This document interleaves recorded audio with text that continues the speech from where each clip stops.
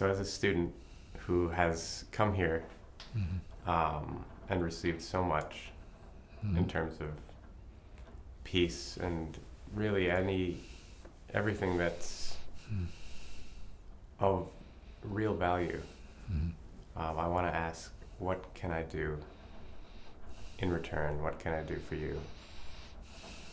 Well, the purpose and the flow, right? The Tao of this, the Dharma of this is to put into practice good spirit nature. See? That's the purpose. Yeah. Is to continue. Say, be a part of the positive continuum. That this is, basically, but maybe for some people ultimately about. See? So one can say you come here for a demonstration because you see things going on here that have a certain quality to them. You don't hear arguments here particularly. You just naturally don't come here for that. Fighting, skirmishes, bruises. MMA interest. Right. Yeah, no, you come here for hearing into and seeing into what can be most productive in a creative sense for you and others. That's what the example is for. That's what the language is about. Accessing creativity as a flow. That is something you have to kill yourself to get to. That means opening beyond yourself, and that would imply your neurosis, your struggling self, your conflict self, see? So that you can become more a conductor of light.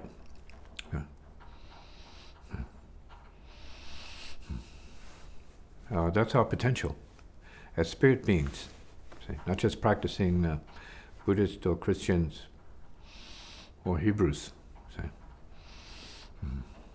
Or Muslims, see? Or just yogis. See? We're here to be the light and sound of itself, see, for all beings. See? And enter the ways of mastery or the mastership, which equals no suffering, which equals awakening, and being of whatever relative service you can be to those who come your way or cross your path. See?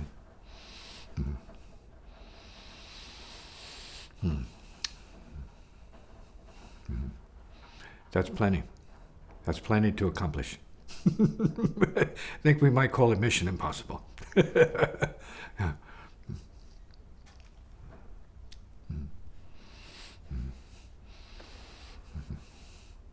So bringing yourself to the healing that enables you to heal others, or not heal others.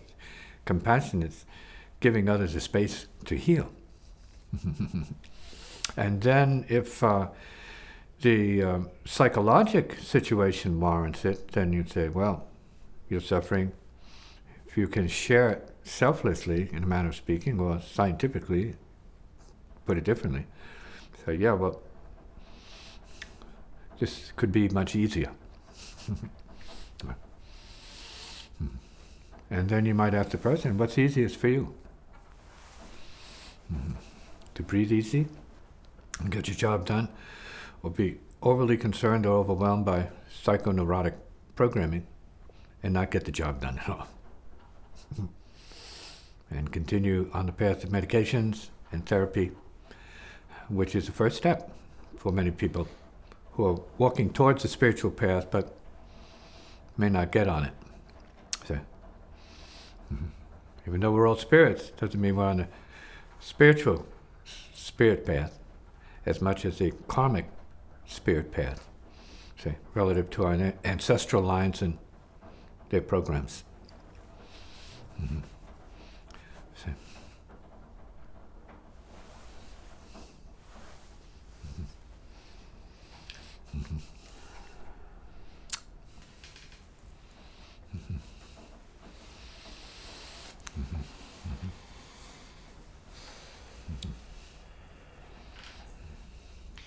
Where does your need to help other people come from, if you would even call it a need? Well, it's the need to help other people is, we can say it's an eternal heart need. It comes from the heart. See, it doesn't come from the self. See, it doesn't come from the self. See, it doesn't come from self or other. See.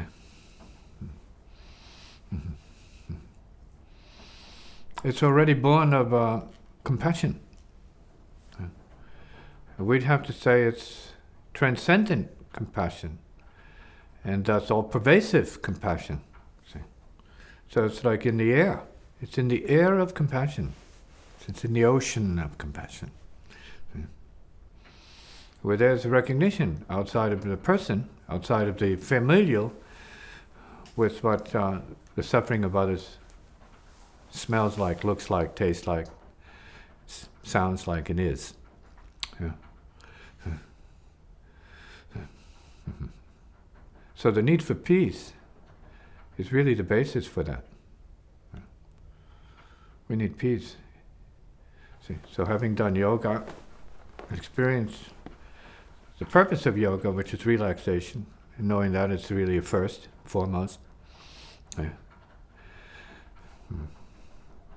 Then that's basically the message for the people.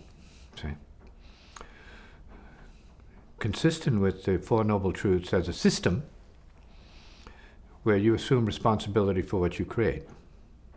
That it's there because you allow it to be there, and as soon as you see what it is to undo, what the causes are, then all of that disappears. Yeah.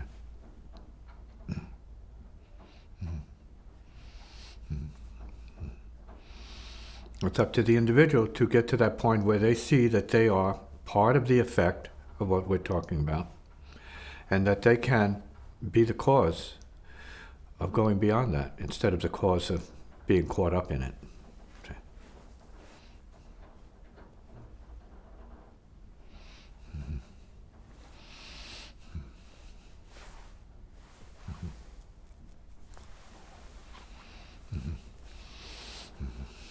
So this doesn't begin or end with our friends and our immediate family. This is huge. It's a huge wave. It doesn't begin or end with the earth, right? So it's part of a cosmic reality that we are part of, and then there's an inner dimension of it that we are also part of, the inner spiritual cosmic reality, see, which is the solution to what it is at the cosmic level that shows up as a problem, the problem of not knowing. The inner spiritual reality, say. Or let's say the illusion of separation. Yeah. Mm-hmm. Mm-hmm. Comment. Mm-hmm. So then it's to be and not to be the illusion of separation. So it's not to suffer it.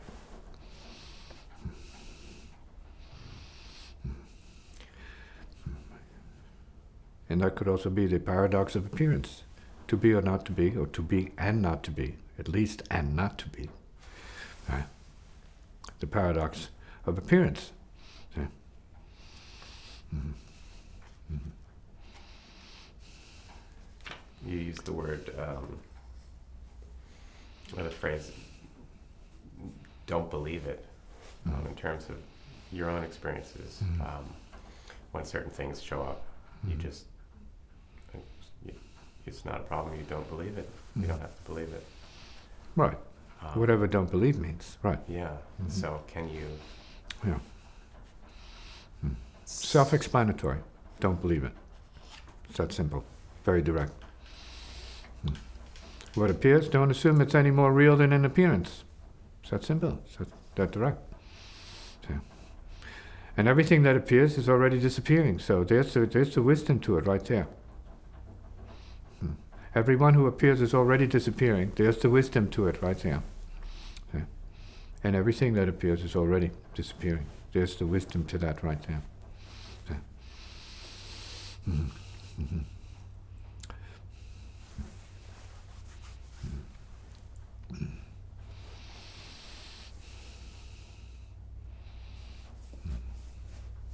So in terms of the spiritualist dogma and practice, it's always about spirit first. Spirit first and last. That you have your fullness at birth, your spirit then, and your perfection then. And that's not unlike the Buddhist teachings as well, that Buddha nature is also kind of like always the case. Always here, already gone. Okay. Mm-hmm. Mm-hmm. And so we're talking about differences then are relative to the individual and how they need to be informed or awakened by this, that, or whatever. See? Mm-hmm. Along their sort of trajectory or projection along the time-space world track. We're in the time-space world, so say human beings, all agreed upon to be on Earth at this point, for better and for worse reasons, and we're seeing both of these manifest to the extreme right before our very eyes as we live day to day on so-called surface of the Earth. See, with our fellow human beings showing up like actually worse than Tyrannosaurus rexes. There's something a little bit understood in our psyches about our ancestral connections with Tyrannosaurus that enables us to forgive Tyrannosaurus for being Tyrannosaurus, more so than humans for being, or trying to be, as, let's say, dignified as a Tyrannosaurus rex was, in terms of its lunch.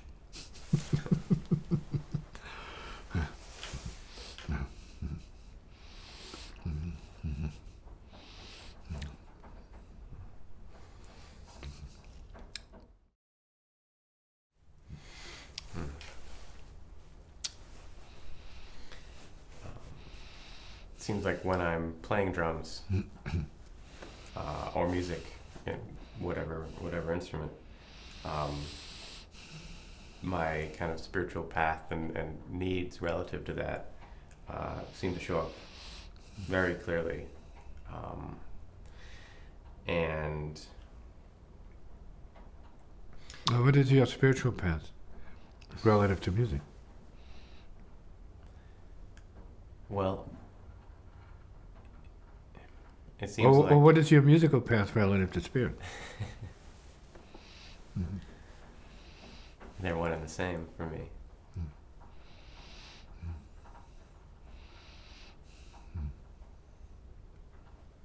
In your question? Yeah. If they're one and the same, does that mean that where you are musically, that's where you are spiritually? I don't know. Could that be? Obviously not. Of course not. No. Is this... Yeah, they're two separate tracks of reality. You can have deep understanding in terms of your spiritual nature and have peace with that, but you may not be able to play to the same degree of contentment. Mm-hmm. Yeah. Mm-hmm. Or using sports as an example, find fulfillment in some kind of athletic activity or some other physical activity as much as you can in your understanding of what you need to know about your spirit. Yeah. Mm-hmm. There could be some correlation between the two. So, in other words, you might have a perfect understanding of the spiritual in a manner of speaking, but not be operating at the level of perfect musical or athletic excellence or perfection. You might not be able to arrive at that, see, as easily as in your mind. And it's not. The body's not like that. The physical is not like that. Because you have people who are in the athletic realm and in the musical realm, and they can be grand masters compared to others, and they say they haven't gotten there yet. They're not there yet. And then on the spiritual level, you say, well, where's there to get to? Yet from the musical level, it's very clear. Okay? So they're two different realities. Yeah. Mm-hmm. And related, because it has to do with what you're doing and what you're being and how you're relating to it. Okay? Mm-hmm. And one may have more to do with expectation than the other. One may have more to do with desire than the other. And one may have more to do with ambition and accomplishment than the other. Comment now. Yeah. Your question now. Does something showing up in that way through music, does say an impediment, a pattern, a non-productive pattern on the drums need a musical solution, or is that something that is... Could be. That's a question mark. See, that's a real question. Or a question mark. I don't know that it's a question. It depends on your state, see. Because for me, one drum beat is enough and perfect. See. One note is enough. Perfect. See. Or it may take a symphony to accomplish the same degree of perfection. That's huge. It's monstrous. See. The same with the drums. How much is enough? How big is enough? See? Big enough. See? And how deep is deep enough? See? And if there is no, let's say, disparity between your spiritual understanding and your music, then it's like no questions. Right. What's the question? Because you're saying they're on the same level, so they're the same thing. Which doesn't make sense, but it can make sense to you, and that's all that should matter to you. Now, how you would compare your level of music, if you would venture that far out, relative to, let's say, deceased known artists, and their level of accomplishment, it's up to you. It's how you feel about you and wherever they were at and wherever you might be needing to be at.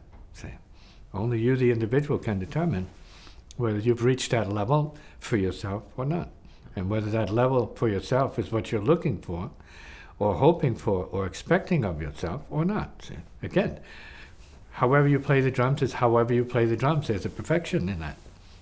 See? Now, how you play the drums relative to other people, and playing in public and being judged by other people, that's a whole other thing. See? And whether or not you would feel good as a drummer being compared to other people. No one says that needs to happen, but that's usually what happens, because in this field, you're always compared to someone similar or better or known, and so on. And whether or not you can handle that comparison, who cares? As long as it works for you, it's done. That's easy. Comment.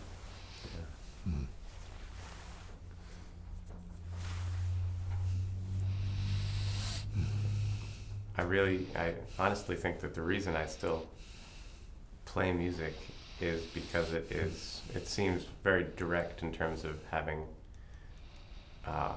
it's very direct practice, spiritually speaking. We don't know if it's spiritually speaking, but we're saying psychophysically speaking. Okay. Right, it's a spiritual, it's a whole other thing. It's related, but it's not the same as a psychophysical need to have to play. Okay. That's not what the spiritual is, in a sense. See? At least, maybe to phrase it differently, it gets me in front of my holdups easily. And That's psychophysical. Yeah. Yeah. It's like food, psychophysical. You need food. See? And that's what carries you through the day. The right food, the right chemistry. So psychophysically you can operate and function. That's part of music, but that's not necessarily part of the spiritual of it. See? That's part of the materialization that manifests music. See? The body. The music comes through the body. The body has to be working for the music to come through in a certain way. Depending on what your idea of music is, of course. But you as an individual, soloist, playing your drums the way you play your drums, who cares? It's like self-therapy, as you're saying. Self-therapeutics. Perfect. Self-healing, self-medicating. No problem. Nobody else's business.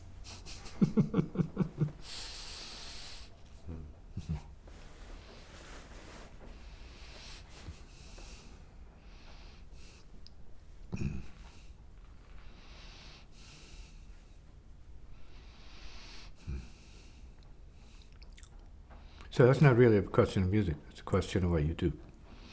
What's with a musical instrument? In your private domain, it's whatever it is for you.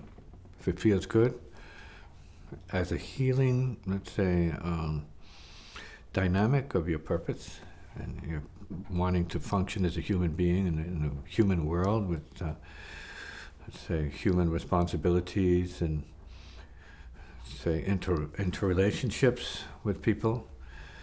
Yeah, whatever you need to do to chill yourself out, I highly recommend it. And if it's music, it's great. Playing for yourself, I think that's very important. Bringing that up to another level, it's a whole other set of considerations. Right. But if it is perfect for you, there's nothing that needs to be said about it. Except you're lucky to have it and to enjoy it the way only you can enjoy it.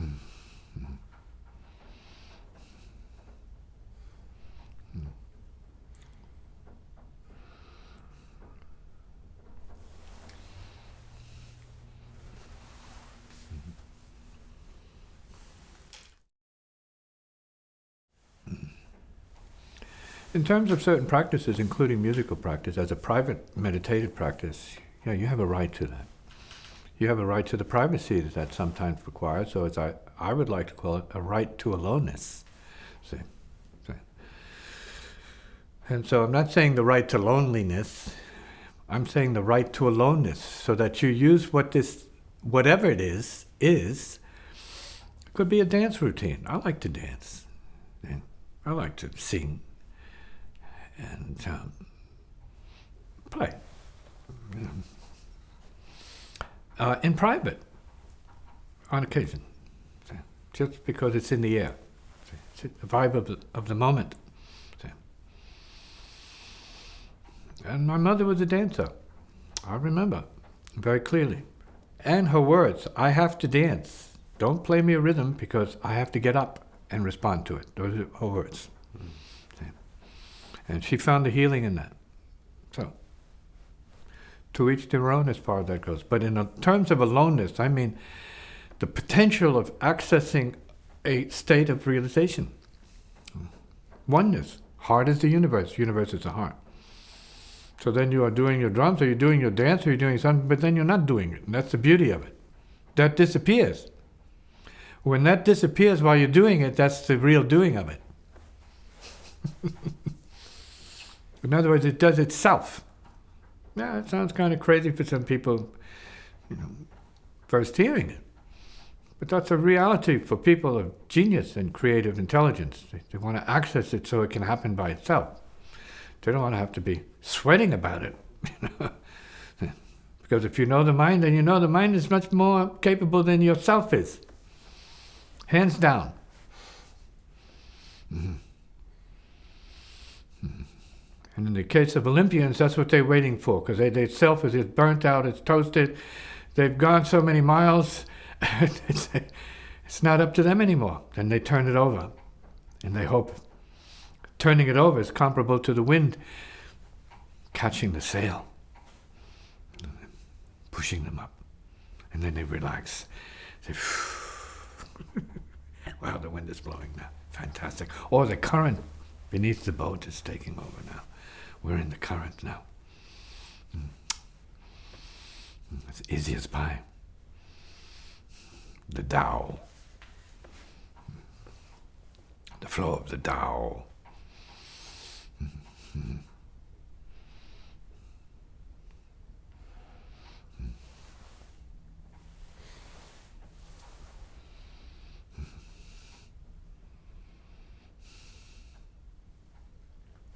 Okay.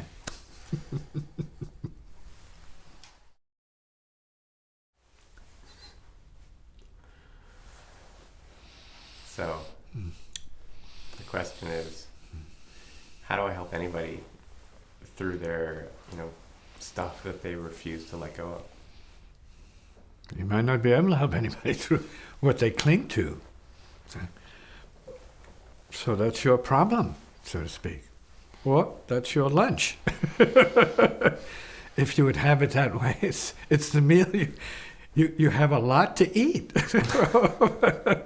This is a never-ending feast for you of gunk, suffering, right? Recycled BS, right?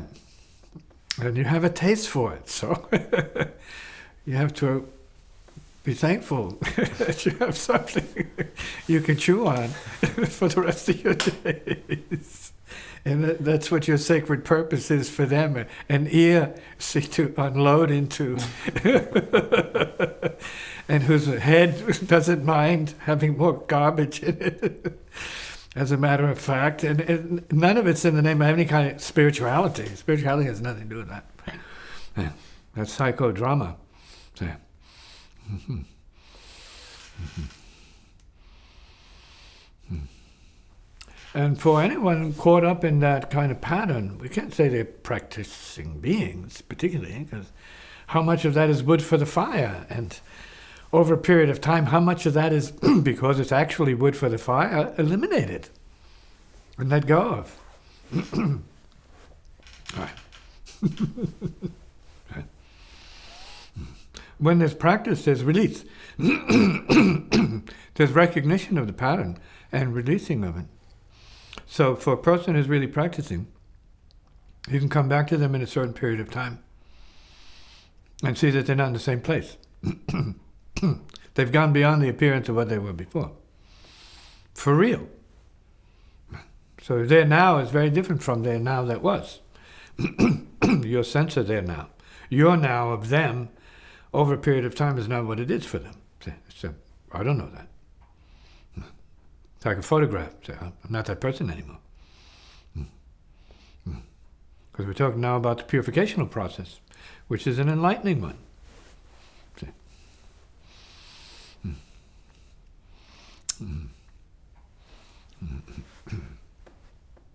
Comment. Yeah, I mean,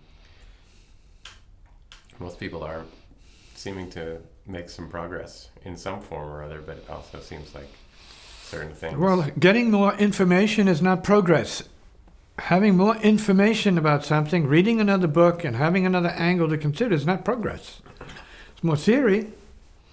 Hopefully it's a more, what is the word, entertaining theory, or maybe more educational for you. Maybe the language is better for you, for your ego, for your image. But if it's still holding on to the same garbage, what good is any of it?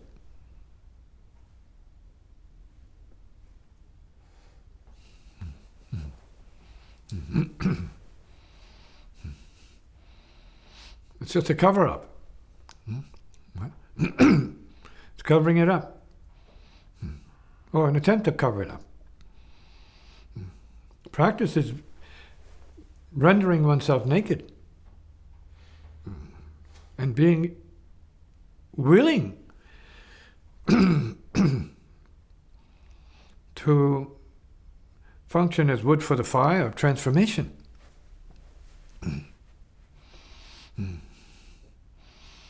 Because a deeper perception is showing up with the phenomena of yourself and your material world or your ego world. Saying, no, this has to go. Myself has to go. Myself is not real. My mask must be burnt.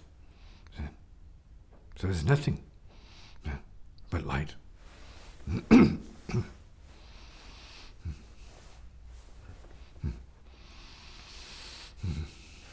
So practitioners are those who actually walk the fire.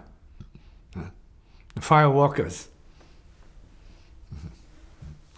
Or the fire breathers, in a manner of speaking.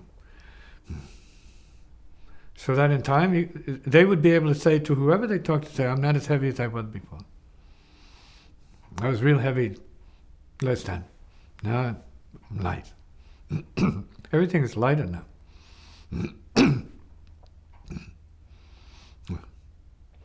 Everything's more inspiring, more uplifting now. I'm not as attached to all the melodramatic, traumatic, self-afflicted karma. See? See, above that now. It's gone. It's gone now. Practice. And then when you get to that place, then it's maybe only practice. Then. It's not a thing, well, I did that. You did what? Oh, I used to practice like that. I tried that. So. And I'd have to say, well, whatever you tried is not real practice. Real practice is an ongoing fire. It's never ending. And it's all that. Whatever you hear, whatever you sense, all the perceptions, then it's all part of the fire. And it comes through, you say it's not real, so it's worth letting go into the fire. Then we're in some kind of resonance with the Tao and the practice of the masters, who, if they're doing their job, they're not clinging to anything. They're not apprehending anything. See, they're not abiding in or on or around or about anything. See, they're nowhere to be found. In the middle of all the things that they have to do that we can appropriately call their karmic situation. So you're in it, but not of it. Hello. Mm-hmm. You are the earth, but you're on the earth. You're in it, but you're not of the earth. Your body is. It's going back to the earth. But what about your awareness? What's its beginning or ending? When was it born? And in order to be true to that, you have to go down the line. Your mother gave you your first breath in your body. And her mother gave her hers. All the way back to the first mother, the first breath of the mother, right? Whoever that was, whether it's cross species or alien species, doesn't matter. Who was the first breath? Who was the first breather that enabled everybody else to be being that? And continuing it. Well, so the continuum has a beginning and an ending, or does it? Comment. So we're talking about moaners and groaners, right? We know too many of them, right? But they don't know that about themselves. They don't know that they're moaning and groaning. Right? They don't know that. They don't have the objectivity to hear it and see it. So this is why I've said to people, you should tape your own talking so you can hear kind of rubbish and garbage you're spewing into this atmosphere here. So I didn't say that. Oh, I would never say anything like that. But, oh, really? Carry a tape recorder. Hear it for yourself. Mm-hmm. Put it on tape. Videotape it. Mm-hmm. Mm-hmm. Come in.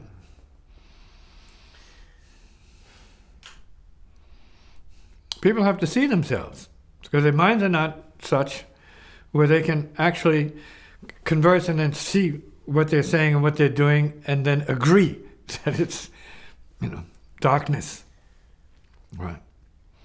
Monstrous.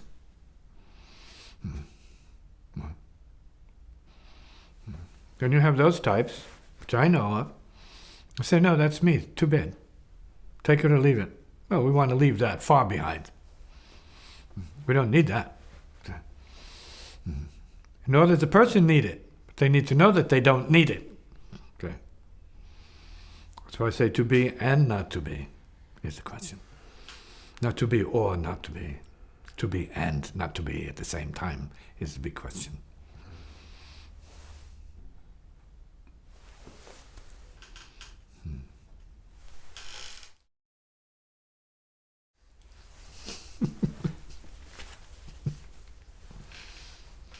I've heard this before.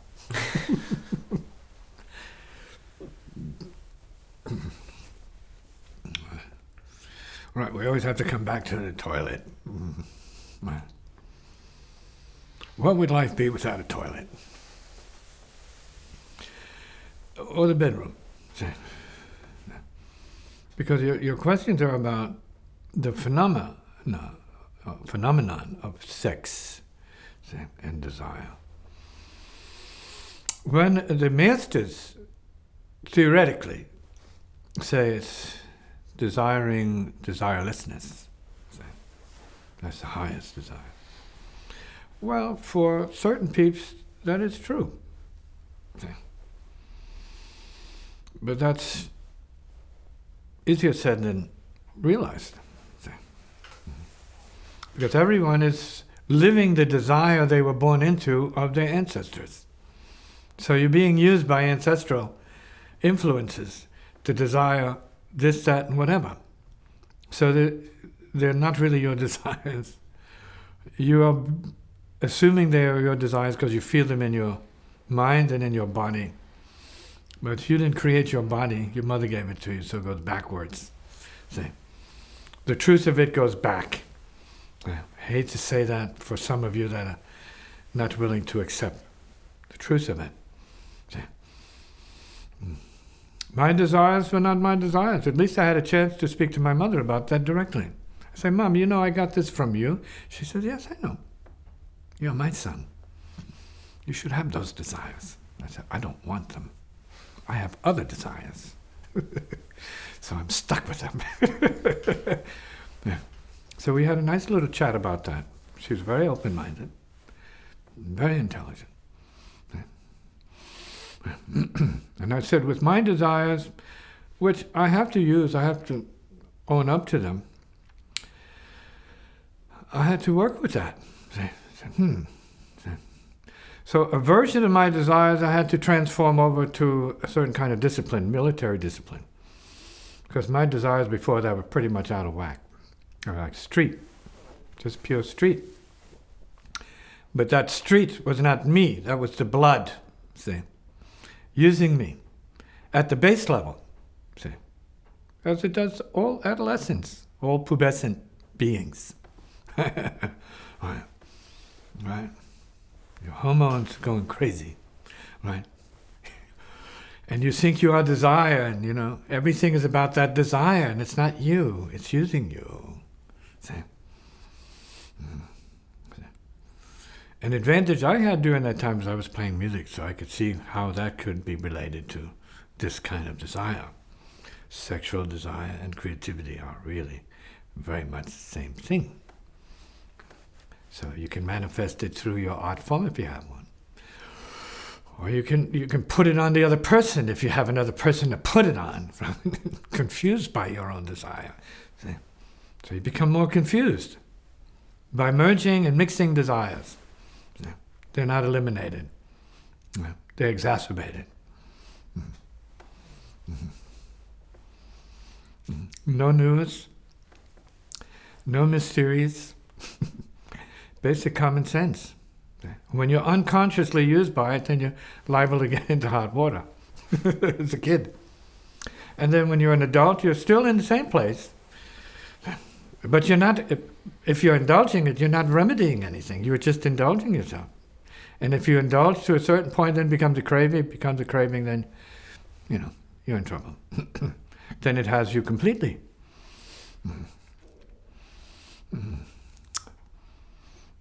And so we would like then to assume that there is a normal range of self-indulgence relative to desire. See, ancestral desire may not be your own desire, 100%. But of course, since you're in that line, there is some kind of agreement going on that you're at least part of the flow. See, to whatever degree, in terms of what I discussed with my mother, I said, it's too much for me, Mom. It's too much of that desire in me.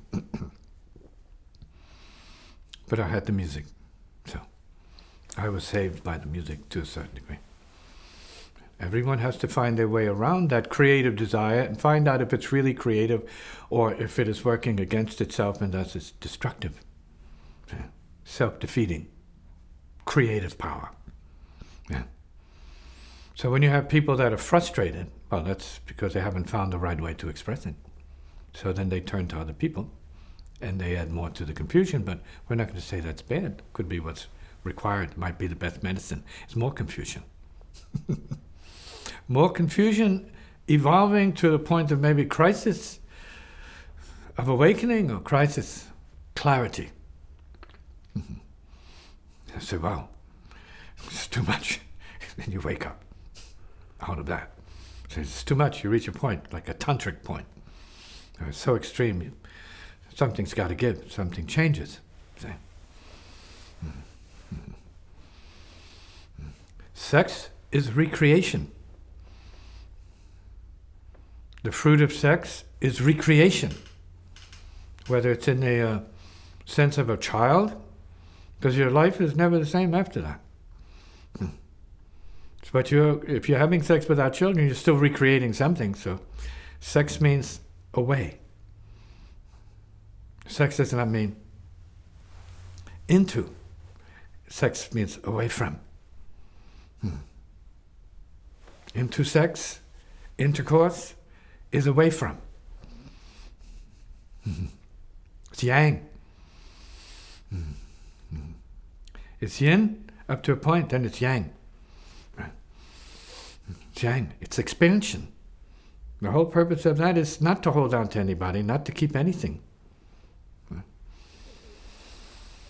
It's creative. It's expanding. It's going out from. And people say, oh, we had fantastic sex, but no relationship, it disappeared. Say, perfect. That's what we're supposed to do. Sex goes beyond. Sex, and then orgasm is like the greatest insult to any relationship, because they say, wow, I just had the best moment of my life. And then she'll say, well, I thought I was your best moment of your life. I said, no, not you, baby. That was. That was it. See? And as long as that's it, the relationship is gone. It's already disappearing. It's already not able to do what you experience. See? There's a paradox there. Your own sense of orgasm is a revelation. See? And the orgasmic revelation then is just momentary.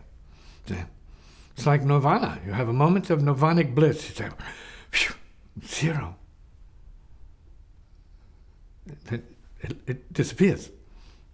Because it's a moment. Then it's whose moment and how long is that moment? The moment's already gone. All of your orgasmic moments are already gone. They're all history. What did they amount to? How much closer did it bring you to the person? Not an inch whatsoever. So you need to know what it is. It's an illusion, self-created illusion that we're talking about. Comment. I've said enough for you to comment on. So desire as clinging. Desire is clinging. The desire for clinging. The desire for other and clinging to other. See? It's self. It is self. Self-generated. Self-created. Yes. And the desire for the urge to create is universal. See? It's not personal. It's impersonal. It has nothing to do with the other person except it shows up when other people show up under certain conditions more than other conditions, but it's not personal. And it doesn't make a marriage. It's not a marriage. It's a universal phenomenon. Right? The impulse to create, recreate, or the impulse to destroy, transform, go beyond the form, to reform, or deform. See, that's change. And the fire of the creative forces of the second chakra are about change and transformation. When they are directed towards a higher purpose and a higher goal, whereas there's no change, then you're entering what I would call that's the spiritual path. Using change to go above change and beyond change. Not too many people want that. Because the more they dabble with the sexual emotion, the more they want, because they crave it. It's like the ultimate ice cream. The ultimate cake. But that's something that is in everybody, and it's the same thing in everybody. So nothing special. Nothing special. And always binding, because you can't get enough. That particular sexual emotion is that... That's potentially creative emotion. You have to see outside of the box of your own body. Your own body is a trap. Self-indulgence, like masturbation, is a trap.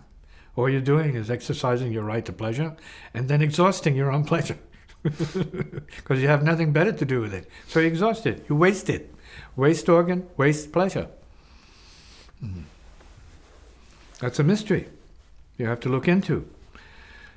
And it's a problem you need to solve for yourself, because you want to get the most out of this life, so to speak. You want the most out of yourself, so to speak. Right? You want to feel blissful. How are you going to feel blissful if what your highest thing is in life is to waste yourself? Where's the bliss in that?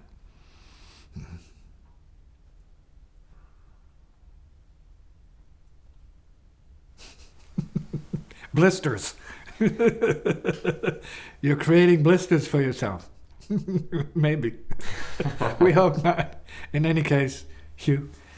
Yeah.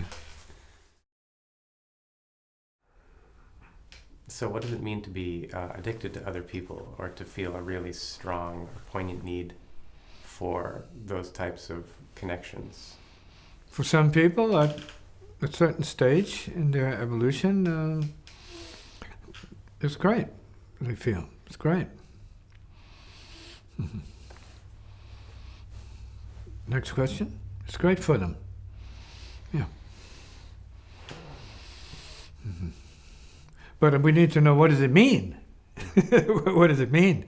Right? What does other mean? Right. What is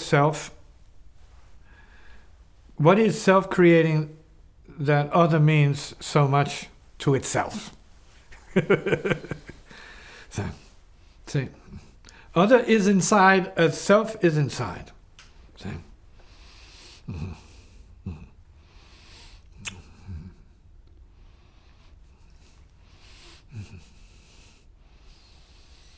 And so, in some cases, we may say that other is satisfying some kind of need. Yeah? Imaginary need. Is such a need for other, like being social in nature? It's a question. Social people, or social for, let's say, the purposes of not being themselves. So it's social then, or other hiding something about the self? Is it covering up something? Is the self afraid of itself unless it has validation and acceptance from other beings? That's a possibility. Mm-hmm. It needs to be other validated. Right? So there's a schism in there somewhere. I'm not saying it's bad, but there's something there where you have to be at the mercy of otherness to the degree where you feel validated. Or, let's say, okay. You feel good about yourself. To be validated by others. Why can't you validate and cut the program of division and otherness down to a point? Cut it down to a point. Where you can tolerate other peeps, but not need to feel validated by them, because you know who you are and what you are, and it's okay. Mm-hmm. So yourself and otherness are already like okay, like this. Mm-hmm. Mm-hmm. Mm-hmm. Complete. Other people are just other people, and yourself is just yourself. Mm-hmm. And if you're not around other people, you're okay. But if you feel compelled to be around other people for self-validation, you may not be okay, even though you feel better as an individual. Mm-hmm. Mm-hmm. And so this is what is meant then by the difference and distinction between loneliness, say, which is some kind of imaginary distress, disconnect, loneliness, right? That having other people is not going to undo, it's going to validate your loneliness. Or aloneness, which is a reconnection of the native circuitry of the heart is the universe is the heart. And you feel that with all beings.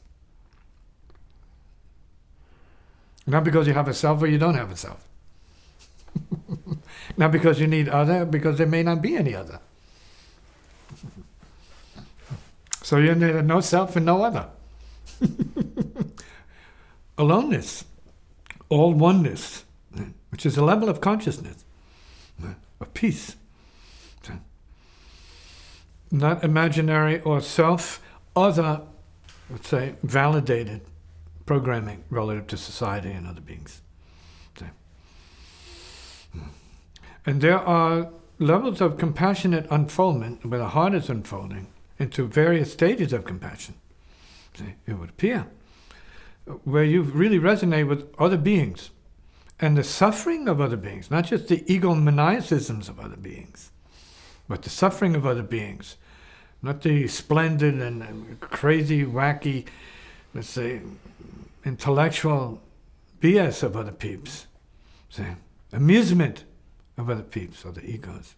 See, the heart level is that kind of fun doesn't really count. See, because it solves nothing. It's not a solution. Where compassion is a feeling resonance with others, where you are able to relate to them as part of the solution. See, because you're not other than they are, so there's no other. See, and there's a connection. See, same heart, one heart. See, it's different. There's no self-otherness in that. It's just one heart. See? Consciousness. One love. Resonance. It's different. There's no BS involved in that. No amusement involved in it particularly. See? No imaginary imagery. No egoic imagery. See? At all. Nothing. Zero. Clear. Then it's spiritual. When it's clear. Can we see that? Let's comment now.